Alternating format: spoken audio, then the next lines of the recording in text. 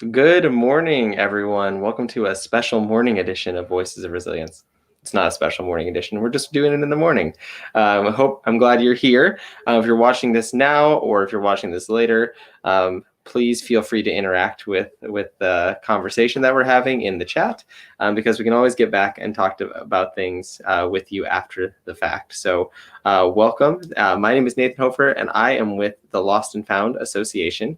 If you don't know who the Lost and Found Association is, and you're just here because you love our wonderful guest that's going to be on today, which is a great thing to do, we are an organization that focuses on building preventative mental health. We focus on building resilience in young adults. So we really focus on, we want to live in a world where there's no suicide, no self-harm, and we believe that the work of building resilience and providing preventative mental health factors and communities of support and destigmatizing the things around mental health are really important in doing that and giving people the resources to succeed. So that's what we do. And every Thursday we get to sit right here on Voices of Resilience with guests from all over the country, all over the world, who join us and get to talk about their stories and what has made them resilient over the years. And before I introduce our guest today, I want to also say a big shout out, a big thank you to our sponsors. It's still weird to think that we have people who are sponsoring this,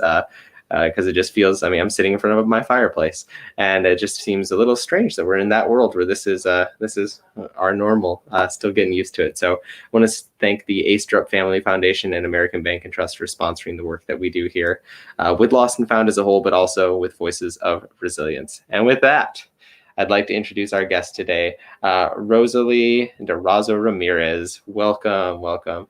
I keep saying every week, I keep getting to hang out with my friends for an hour. It's great. Rosalie and I went to grad school together, and we just had a 10-year practicum reunion phone call on Saturday. Oh, so much fun. That was priceless. It was amazing.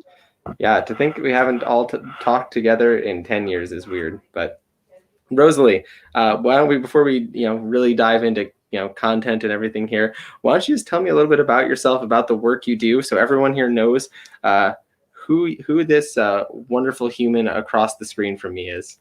Oh, thank you, Nathan. Good morning. I am a school counselor. I've been a school counselor for now roughly going on 8 years. I've worked with K through 12, and I'm currently in a 6 through 12 school right now in the state of Nevada, particularly in the city of Las Vegas. So when he says around the world, yeah, like, and I met him in South Dakota. I've lived in about 8 different states, so I'm so glad you get to have many people on this, so that you get different perspectives everywhere. I enjoy what I do. I love it. It's all from academic to social, emotional, even to career-based. And the age range from 6 to 12 is just an amazing thing to watch and help, support our kids. Yeah, and you shared something on our little practicum chat the other day that I didn't know. Can you tell me about your school specifically? Because I think that's really cool. About who is the sponsor of your school, because that's fantastic. Yeah, so the foundation of my school. So I actually work at SLAM Academy. It stands for Sports Leadership and Management Academy. There are roughly about 5 of schools. They started in Florida, and our main sponsor, who might surprise you, but has been an amazing mentor and spokesperson to our students, is actually Pitbull. So he is a rapper who said, you know what, I want to make a change, and I would like to help those in education and our future leaders. He sees our students as our future leaders, and he's trying to invest in having them grow. So we are definitely focusing on sports leadership, management, and media, but he gives us speeches like our recent graduation. He gave a speech to all of our graduates and just, he would have came down here because of COVID, he wasn't able to, but he helped like open the school, he cut the ribbon. He just is, very vested in education and doing what's good for kids. Like I said, I think that is so fascinating. When you said that the other day, I was like, what? Who knew? And I didn't know. We got benefits because then he gives us concert tickets because he performs here in Vegas. Oh my gosh. So You didn't tell me that part. I have to make sure I tell all the people in my life that love Pitbull we're not moving to Vegas. Stop it. Stop it. Well, maybe they are. I don't know. So anyways, well, Rosalie, I'm excited to have you here. Thanks for joining. And Vegas is it's not a world away, but it seems like it when we're here in the Midwest. And I'm sure you're dealing with a little bit better climate here than what we've got going on. It is the most depressing day outside. Oh, so then I won't tell you that it's going to be 92 today. Get out of here. And this is how this call ends today, everyone. I'm so sorry. Rosalie has been cut off. Oh, shucks. Well, let's dive in here. So one thing, we've talked about too is obviously it's been a pretty wild year. Since March, we all know it's been a little crazy. But I know for you've had a pretty significant, it's been a hard year for you for a lot of reasons. Like it's been like legitimately the last 12 months have been pretty difficult. So can you, if you're willing to share a little bit about that, about what's been happening in your world and how that has kind of played out? I know we'd love to hear from you on that. So over this past, I guess, like you said, since March, and mine happened maybe a couple of months before that, was actually the loss of my father. So he's like my best friend. I would call and spend 2 hours just talking to him, and losing someone like that, so important in your life, can really set you in like a dark place and thinking about like, how do I move forward from this? And the world keeps moving, but I feel like I'm at a standstill, or like questioning like what's normal, right? And I think that in itself was a transition for me, and trying to think like what's going to be my life moving forward. And I guess that was like a really heavy struggle, like on my heart and my mind. Mm-hmm. And then on top of that, you add, because that was what you said, November, if I recall. Yeah. So you're dealing with that, and then you kind of, you're still very much in the grieving process, and then kind of the whole world shifts on you, like the ground under your feet kind of, it felt like that for a lot of us, but when you're already feeling like things are hard, which they definitely were, still are.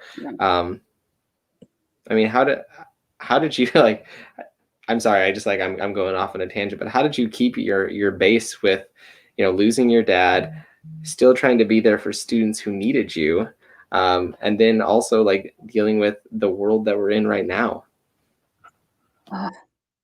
All amazing questions. Like, I guess professionally, I would say, like Nathan, I first did struggle when I was assisting kids with grief. I didn't realize there was going to be such a new transference that happened when they would talk about someone they loved, right? So I was definitely tearful and unsure of how I was going to able to help these students. But what I really got to feel focused towards was using meditation and mindfulness in helping myself with that. Like, I know I've practiced it with other students, and I've given it as a intervention to help and assist, but this time, like, I actually did it with the student together and really built it as one. And because I was authentic with them during our sessions, um, I would say, like, it was probably the most amazing resource that we could do during this time, and especially during COVID and having to do virtual counseling. That was a challenge in itself, like trying to assist the kids. They weren't sure how to get on the computer, or they're like, "Miss, like, can you just call me? I can't see you," or just like, "Your camera's not on," or like these kinds of little tiny anxieties already they're already anxious and wanting to talk to you, and then they have these little things where like, "I can't talk to you, miss," or "What's going on?" But like, they are so resilient. Watching them push forward and say, like, "I've never done virtual learning. I'm not a great typer." Like, not knowing, just watching them was actually pretty empowering to me, because I got to like look at these like 13, 14, 16, 17-year-old, like, pushing through this learning virtually, and also dealing with stress, because we did lose in April, we lost a student, an eighth grader, to a hit and run. And so the counselors were like hit hard in terms of like, how do we support these kids? And they're not here on campus, right? So how do we help with a student death? And so just watching these children just completely motivated me to like be be there for them through support, whether it's Google Voice, whether it was Google Meets, whether it was a Zoom meeting. It just was like an amazing benefit to see them. Yeah, and you mentioned grief. Obviously grief, how that hits you. So um, it sounds like you also had to deal with the grief then even more so with the loss of a student.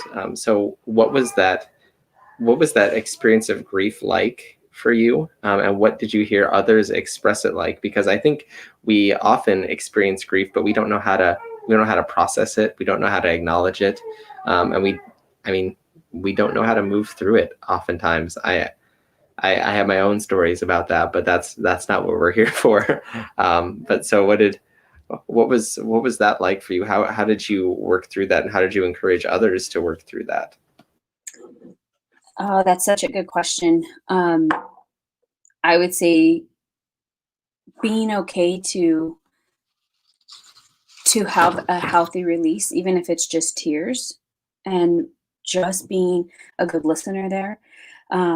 But other things that we were able to do and to support one another was like sharing photos, sharing memories, right? I have a big family. I'm thankful for having a huge, Latin and Native American family where we just connect with one another. But during that time of grief, um, we were always so together, and there was some isolation, right? Everyone kind of went in their own little cave, if you will. But text message, like technology, I think technology, because we would send a text message and say this photo of even our students, like kids were checking emails, and we would send the picture of our student, and they would be like, "Oh, this is the memory I have of him." And we just got kids to send multiple videos in and pictures of the student, and just found like positive outlets. Because some kids are doing some negative outlets, and that in itself is learning coping skills, right? And trying to figure out how to move forward from that. But really find some positive outlets, even if it's just going for a walk, sharing the photos, texting a friend, checking in, and not saying like we don't have the right answer. And the biggest phrase that worked for kids is, "It's okay to not be okay." Like, it's okay to not be okay. And whether that cloud is over you, like, them hearing that just gave them a sense of security. It's something about, I mean, when you say that, to me, what I think about is like it's normalizing it. It's saying, obviously it's okay not being okay. It's a pretty obvious what you're saying, but at the same time, it's saying like, you know what, we understand that how you're feeling, it's difficult. It's not simple. And, you know, the fact that you are struggling, that's normal. You know, it's that normalization process. And I think that's really powerful that you're able to provide that for them. Yeah. And, you know, you talk about photos and stories, and I was just thinking as you were talking about, you know, others in my life that I've lost, you know, like my brother, my grandpa, and I still think about like when we had my grandpa's funeral, we're all there, all the cousins are all together, and we're hanging out, and the night before the funeral, we're all laughing because we're talking about stuff that grandpa did, you know, like thinking about that. And so there's so much power in that I think we forget. And I'm guessing you probably said something along these lines too, in the sense that isolation is a coping mechanism, but probably not the best one. Yeah. Yeah. It's like the other day, my wife told me something. I was doing something. She's like, you know, that's probably not the best way to deal with it. But I'm like, but it is a way. It is a way. Yeah, it is. And that, I think I'm learning to figure that out, you know. I would say sometimes I would cope when I like gain like 30 pounds, Nathan, like, because I was coping ineffectively, right? I was doing something that would comfort me, but was it really? And so I got back into, I'm going to like walk a mile. Now I'm going to try to jog half that mile. And now I'm going to maybe start lifting weights and taking my dog around. I know during practicum I showed you guys my little pup. Well, he's not little, but she's big. I mean, it's Phoebe, and she, I would say, is a blessing. I think pet therapy is something we don't always consider all the time, and she was another amazing outlet. Like, she had to go outside. That's part of her duty. And I had to be the one to take her. And that got me out of the bed. And now I get to bring her to school. And the kids get to love on her and benefit from her as well. Yeah. And for anyone watching, I think it's important to note that Rose's dog is named Phoebe Buffet. I think that's an important piece of knowledge that you all should have. And apparently she does not respond to Princess Consuela banana hammock, I discovered. So as disappointing as that is, we have to accept it.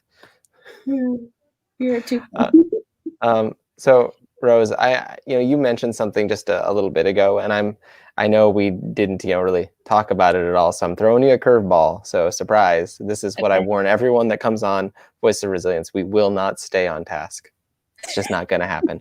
But you mentioned coming from like a Native and Latin family background. So, I mean, that in of itself is kind of unique, especially as we look at you came to South Dakota, you know what the Midwest region kind of looks like, kind of like this a little bit. So what was that like, having that experience and the support structures there, but also how was that maybe difficult to live into, being part of not a dominant group in the United States, although we know that white people were slowly like falling down the list, which is great. Let's balance it all out, Oh my goodness, Nathan. You're too much, but you're funny. I would say, like, oh man, I think like I've learned, like, going through the multiple states I've lived in. I've lived in Mississippi, Alabama, South Dakota, Kansas, grew up in California, and now I'm in Vegas. I do know, depending where I go in the States, sometimes I'm seeing, not necessarily that I'm seen as a Latin descent, because they think I'm really light and they only have ever seen dark skinned Mexicans or something of that nature, right? So that was like a culture shock when they would see me. But even growing up like going to school and playing ball in Alabama, that I went to an HBCU. So now I was even more of a minority, you would say, there, right? And I would say it was a transition. I would get called names like Snowflake, or they would ask me like, "Are you like Jennifer Lopez?" And I'm like, "What do you mean if I'm like Jennifer Lopez?" And they're like, like her ethnicity. And I'm like, "She's Puerto Rican." Um, and I don't really know a lot about Puerto Ricans, but I'm Mexican, and then this is where I'm from. I grew up in California, and we have frijoles, which are beans, and then we have arroz and chicken. Like, these are things that we have, and like they're like, "Oh, I see you have an accent." As I was unsure, right? There were some positive and negatives, and I think even being in South Dakota, they just thought I was Native American, right? Until they saw my last name, and they're like, "Ramirez," you know. My name is Durazo-Ramirez now because I got married, but when they were like, they would say Ramrez, right? But they knew that was from Latin, right? So they're like, Ramrez. I'm like, yes, it's Ramirez, right? To make it so that they would understand. Um, I think I was seen as like kind of a token, but as we continued through our grad program, they didn't really see me anymore as a token, but as a perspective that they got to understand and see. And so I realized like there are going to be people that are unsure or maybe just naive, but if we continue to just show them with love and show them how we model our life, and just, smile, breathe, go slowly through life. um, I feel like we can slowly change perspectives, and I think that's what it is. Like, I think I try to go through and show small changes of perspectives, even with my own um, even with my own sexuality as well. I try to just give people perspectives, and start to understand that they can learn about certain cultures and certain races, and not put everybody in this box of stereotypes, if that makes sense. Yeah. No, thank you for being vulnerable about that. Because like I said, I didn't give you any kind of heads up we were gonna go that way. But I'm wondering though, has your background and your experience, to me, I feel like that would make you even more accessible for students, especially because I assume Vegas is a little more diverse than Brookings, South Dakota was when Yeah. we went to school together. I mean, it's about the same. I mean, they're pretty much identical as I recall. Um, Temperature, climate, everything seemed identical as I recall. But I mean, like, has that been something you've really found to be beneficial for you in connecting with these these future leaders, these future um, whatever they're going to be? Has that really helped you connect with them? um yeah, like, I think you're gonna make me tear up a little bit. um Working with kids that have never thought about college before, or like, "Miss, you're like me," like, they're used to seeing particularly white or Caucasian teachers, right? And when they see you, they're like, "Are you like me?" Like, and I'm like, "Yeah." They're like, "Well, what do you do?" And like, I was like, "Well, I went to school and I was the first to graduate from college." And they're like, "I can go to college?" Like, to for them to like see someone and know that, oh, I do belong in academica and in education. I can see myself going forward. It's very powerful. I work with about 61% of Latin and Hispanic students, and then another 12% of Black and African, and then the rest of that at my school. So them being able to like relate with you culturally, I feel like it instantly builds this trust in our sessions. And that, like, you just never realize that sometimes that is a really cool, powerful tool that you bring, in terms of they don't have to explain, you know, what their dad's doing or what they had for lunch, or things of that nature. Like, they got to just feel like they can be themselves. So it's super inspiring to, work with the population where I once was, right? Absolutely. And anyone watching now or later, I just want to point out that Rose made all of us look silly in class most of the time. We had a great class, but Rose was, definitely. Well, that everyone who's watching this is like, duh, of course she was smarter than you. Yes, she was smarter than me, much better at what she does. Oh, no. Just trust me. I know. I'm aware. Don't be ashamed. I'm acknowledging who I am and who you are. You're Just like saying, I've been there. So, the fact that you're, that background and where you're coming from, I think that's even more impactful, because I would say you didn't just, go after stuff passively. You went after it with excitement, with passion, with fervor. And I'm sure that carries over into your work today with students, and they get to see that genuine nature. And I'm sure, as we, speaking of students and your connection to all these students, like you're talking about some of the conversations you've had. How have those conversations shifted in the midst of everything else? I said this last week. I'll probably say it next week. We're still we should be focused on mental health all the time, but October is when we have national. It's Depression Screening Month. We had World Mental Health Day this month. So obviously it's a big focus in the month of October here. So what are some things that before I ask my question, yes, Melinda, she is always the smartest. Makes us all feel silly. Isn't it the best? But I was going to ask, what have you seen like shifting in students in like mental? Because I know back in March, I'm not unique in this perspective, but I'm sure I know I was one of many who said, I think we're going to see a real big fallout in the terms of mental health and well-being as a result of all of this, not even the pandemic itself, but all of the stressors that are coming from isolation, from those feelings of trauma, from the feelings of, just being in a constant state of anxiety.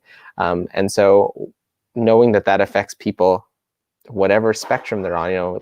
Last week we had Liz on talking about, she works with college students and older and athletes, and you're working with a younger population. But what are you seeing in that younger population that's been happening since this pandemic?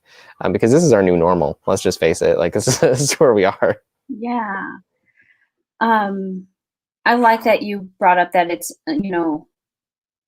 national, like kind of National Depression Screening Month, and here in Vegas, we do have protocols to assist students. I would say compared to last year, we at least had a 15% increase of students that were experiencing and expressing signs of suicide. I would say it ranges in terms of demographics.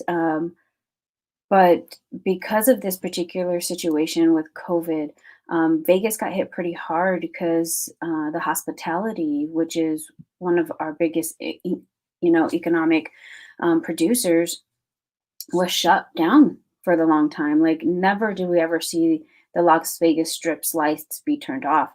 And our families, like once those lights got turned off, I feel like metaphorically it did that to our families. We had a lot of families with no work. We had families that were calling us to assist them with how do I pay my cable? How do I pay my Wi-Fi because my kid needs that? We're seeing that, and our students, I feel like the biggest shift was their social interactions for our young teen and young adults that are thirsty for that. So the isolation and the increased signs of suicide that we were seeing, at least in my school here, definitely increased just by numbers, like I mentioned. I feel like it is a little bit of uneasy, and a lot of the stress it came from anxiety of what they were thinking of in regards to their future, but it was more about like their lack of control of the future, right? So those are some of the things that we were seeing during that time frame. So we ended up doing a lot more house calls and house visits. Staying 6 feet apart with our masks, but actually going to do physical wellness checkups on some of our students that were experiencing these kinds of symptoms of depression. Sorry, you're gonna hear some noises. I just made eye contact with the baby. She's right there looking at me. So what, you mentioned this kind of sense of dis-ease about the future. I didn't even think about that initially, but what has that been? What have your students been like thinking, feeling, processing about, like, what do they think their future looks like right now with this? Because I think about, I think about that, what it looks like for me within, being, married with kids and working, like what that looks like for me. But for someone who's a young adult who is in high school, who's about to enter their, like, they had a plan for the next stages of life. And I know this has been really disruptive, and I'm really interested to hear sorry, my daughter has emptied a garbage bag down the stairs. So if you hear some clanking, we just got some stuff rolling. It's fine. This is 2020, everyone. We're here. It's real. But like, what are some of the students saying? What are they feeling like? What do they think about what the future holds for them right now?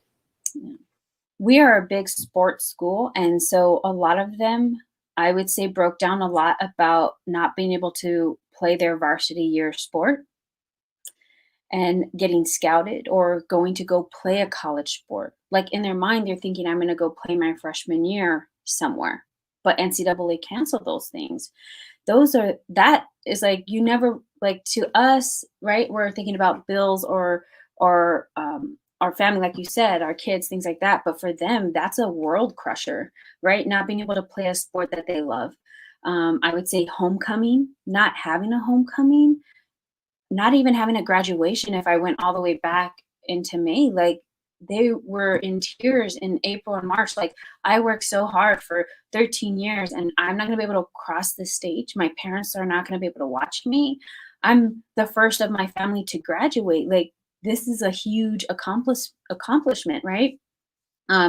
So those are some of the uneasies and troubles that they are facing when they think about their future. And like, do I have to just now stay local versus they were so excited about going to college out of state, right, for the experience.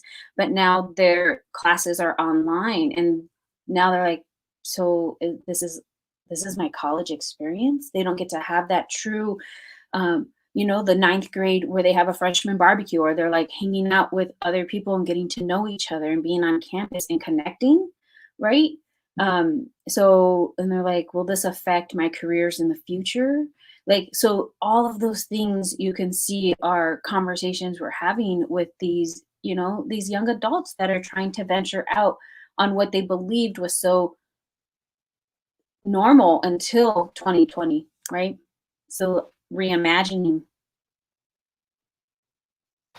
That's intense. And then I have to ask too, because I know when I was in high school, I gave zero hoots about politics, and I still, it's still something I'm not terribly passionate about at the same day. But you can't, I'm just thinking, what that looked like for me at 18. Oh, I just hit my mic. Sorry, that was probably loud.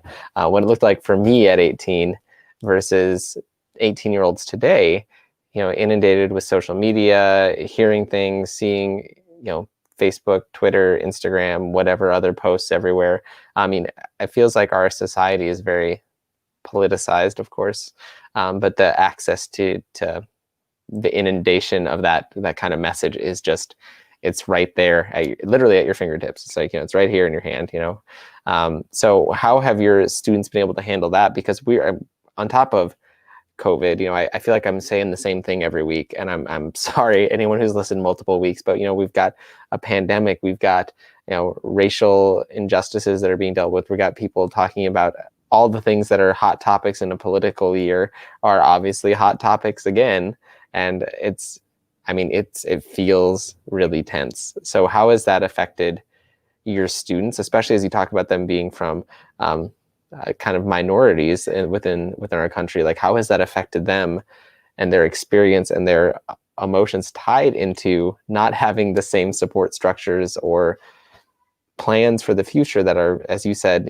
they have significantly changed? I would say, like, as a senior, they're actually taking government. Like, that is a requirement to take.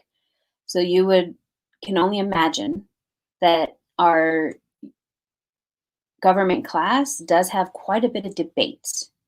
Um, so I think giving them a positive outlet, a structural outlet, um, to voice those debates and being able to hear each side and allowing them to feel like they have a voice. A couple of them are 18, so they can obviously vote.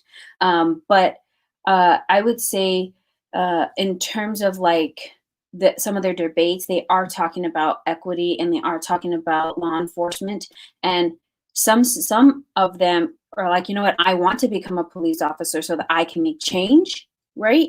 And some are like, I want to defund the police officers, right? So you have two separate debates, which they seem to still be friends at the end. And I feel like it's such a healthy model that I wish our country could do, that they have these debates, but then they're still talking and hanging out and they're still Snapchatting each other. That, like, you can have these opinions, helping each other through it. They seem to be having a good connection with one another to change, right? So they understand that change is going to happen. And because they've had to roll with the punches, I feel like they are stronger and more resilient, and kind of focusing on ways to avoid negative outlets. Some are like, I'm going to give up social media, right? Because they don't like all that negative connotations that are happening through that. So it sounds like they're willing to like help each other. We are across the street from a really huge church.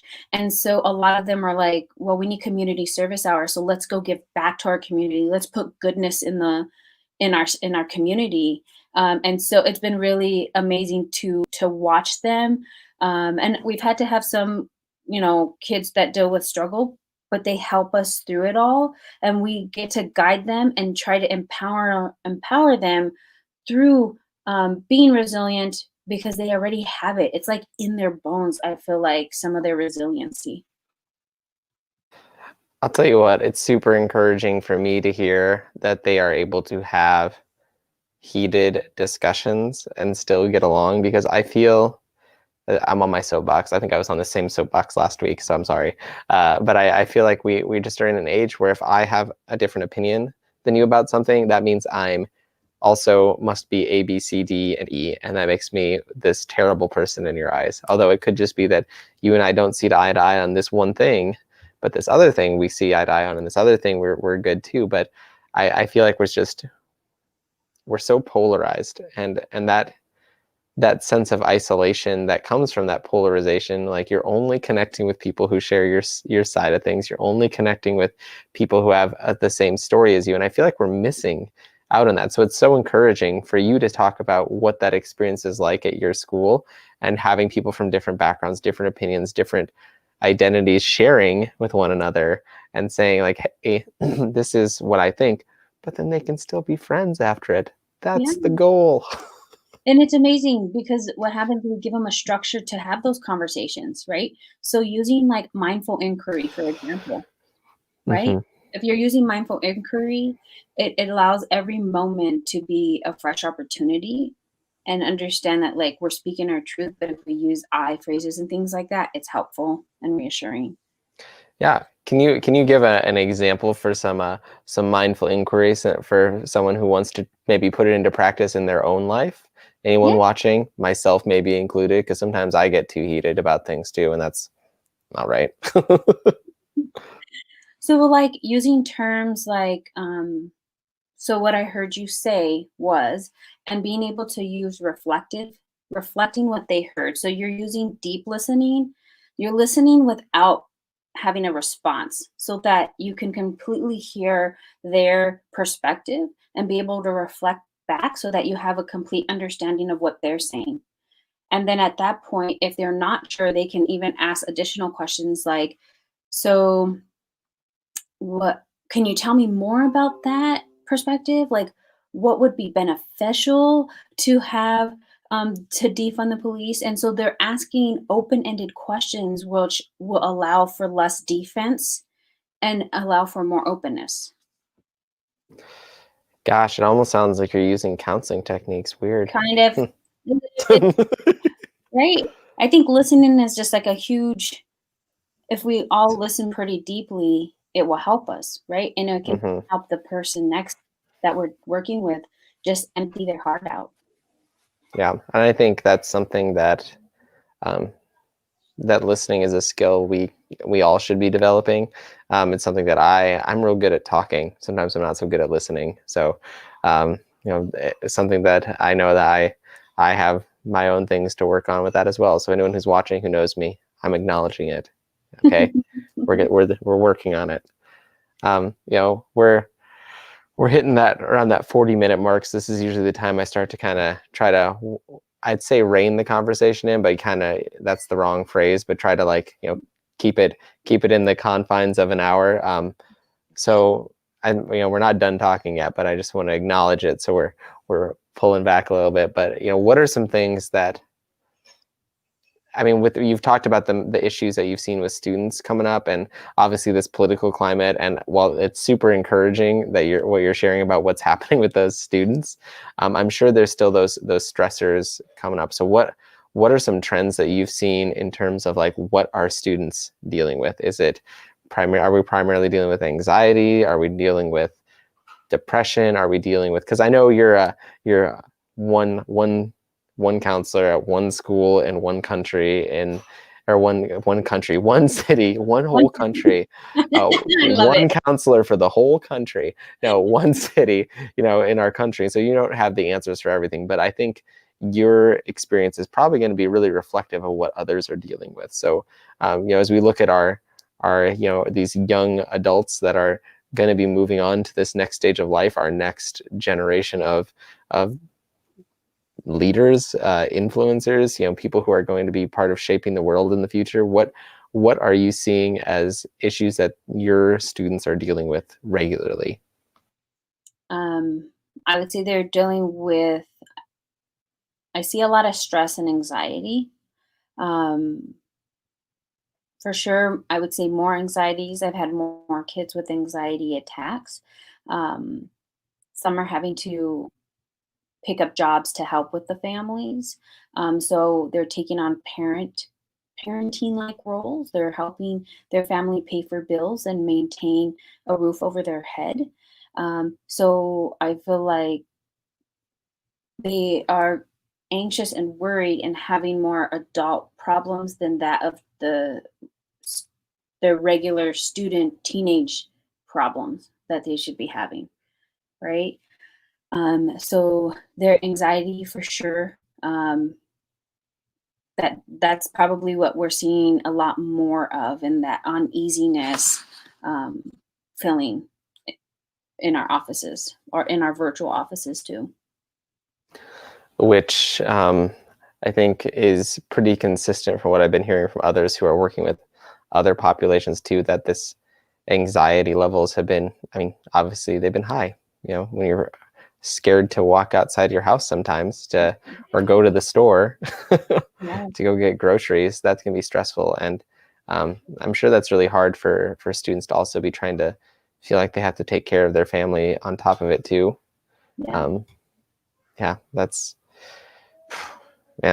is definitely heavy. And like I said, it definitely is echoing from what I've heard from some other people. So what can we be doing to help someone in need that you see? Like, if we know someone well enough that we can tell they're not themselves, they're maybe feeling anxious, that they're feeling, they just aren't themselves, like, but we can tell that something's going on. What are some things that you recommend to others, to your students, to people in your life, to show that care for other people? um, my biggest thing right now is self-care. Like, I think it is so much more um, prominent now.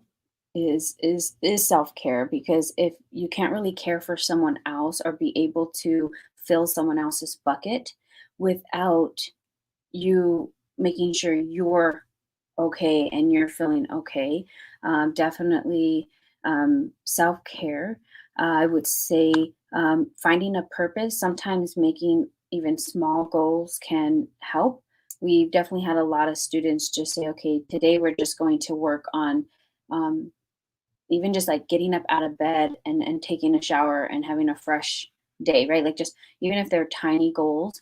We've been having students do some mindful journaling, and just like other spiritual practices that they might share with us, and encouraging those things. So like fostering your wellness, I would say, like, is probably what I believe to be more prominent now, because you can't necessarily still gather in groups which are going to be helpful to you. So right now, if you get to foster your own wellness, that can be helpful. Yeah, what you said about groups, we were just talking about that the other day. Like, it's not a big deal, but for me, it was sad. I like drove by the movie theater and it's just empty, and I'm like, oh, normally it'd be bustling, crazy, Yeah. crazy world. We've talked about a lot of deep things, a lot of good things, but a lot of hard things, and I think it's easy for us to, I don't know, for me, it's easy to focus on the hard and what's not going the way I want it to go, but I like to make sure that we do focus in on what are things that we're excited about that are happening, or what things give us hope for the future. So what are some things that give you hope, Rose? What are you like pumped about that's coming up? Um, Things that give me hope, I would say, we are slowly bringing kids back to school. So right now we have sixth grade and 12th graders on campus, and it is so exciting to see them. And sometimes it's just seeing their eyes sparkle because of the mask, but like they're here, they're on campus, they're they're in their school uniform, and they're just like ready to learn. And I know that things are going to get better because slowly we're getting those kids here. In terms of my grief, I have hope that, you know, I can always still talk to my dad, and that I can always see him in different things in my life. Um, I'm lucky that sometimes he gets to visit in my dreams. So I have that kind of hope that he's still around. So personally and professionally, I think if we try to practice, you know, positive thinking, and looking for those small goals, like I mentioned, I think we just, continue to smile, breathe, and just go slowly. And I'm gonna divert from what I normally do here for just a moment, because you said something and I wanted to ask you one more question before we cut. You said you're seeing students come back on campus and being present, and um, I mean, you just said, you can see the sparkle in their eye if they're excited. Like, the masks make it sometimes really hard to tell what people are thinking and feeling. So as we're kind of in a mask filled world, what tips can you give someone to see past that and see what's going on behind someone's mask wearing, what's going on in their body language and things like that? Because I mean, I think I wasn't thinking about asking it, but you said it, and I was just like, hey, this is where we are. Like, what? And obviously, you're probably dealing with it regularly. Yeah. So I want the expert's opinion. Nathan, I actually think you kind of hit it on the nose there. Body language for sure. I get to watch that a little bit more. You get to see if their 11s are out because they could be angry, or they lift their eyebrows. Also, I've realized there's a lot more hand gestures. Like, I missed you, Ms. Ramirez. Like, so you may not know that. I think they're smiling behind their mask, but like their hand gestures or thumbs up, or they're like, I want to hug you, but here's a pound or here's an elbow. I feel like still having watching the body language, watching how they are, if they're up straight. So paying attention to, and being more observant to everything, other than this. I think you said like you hit it on the nose there. The nose that you can't see because it's under the mask. Anyways. Well, thank you, Rose, for being on here with us today. And just a quick shout out: if you want to connect with Rose, or you're looking at connecting with us, you can reach us on Facebook or Instagram at Resilient Today. And if you take away that @ symbol and put a www on the front and a .org on the back, you can get to our website and get connected with us or any of the chapters that we work with. So feel free to reach out. I know that if you want to connect with Rose and ask more questions, you can toss them in the comments and we'll get those to her, or you can just message us, because we can definitely connect with Rose. We finally shared, all of us finally shared phone numbers again after a decade. That's embarrassing for so many reasons.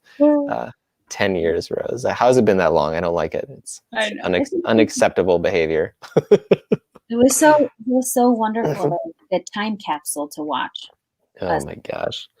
And I think the worst part, if Keely's watching, that you have all these pictures of all of us from the years, and I don't approve. And that's a whole nother comment for another day.